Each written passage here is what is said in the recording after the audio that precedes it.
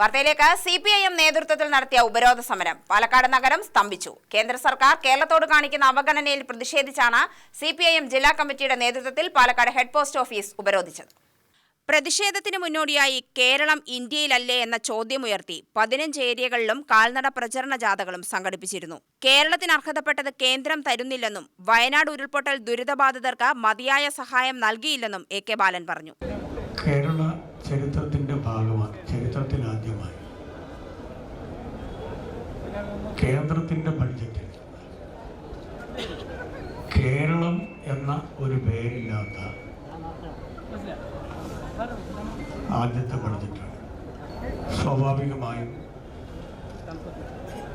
ലോകശ്രദ്ധ പിടിച്ചുപറ്റിയ വയനാട് ദുരന്തവുമായി ബന്ധപ്പെട്ട് വയനാട് എന്ന ഒരു പേര് പോലും ബഡ്ജറ്റിൻ്റെ ഭാഗമായി കാണാൻ നമുക്ക് സാധിച്ചില്ല. ഇത് കേരളത്തോട് കാട്ടുന്ന,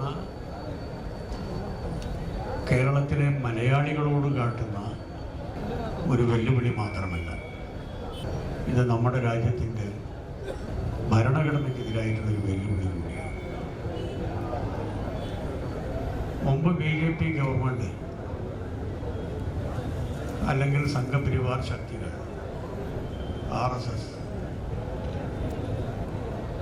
കേരളത്തിലെ ഇടതുപക്ഷ ജനാധിപത്യ മുന്നണിയെയും അതിന് നേതൃത്വം കൊടുക്കുന്ന കമ്മ്യൂണിസ്റ്റ് പാർട്ടിയെയും എതിർത്തിട്ടുണ്ട്. പക്ഷെ ഇപ്പോൾ ആ എതിർപ്പ്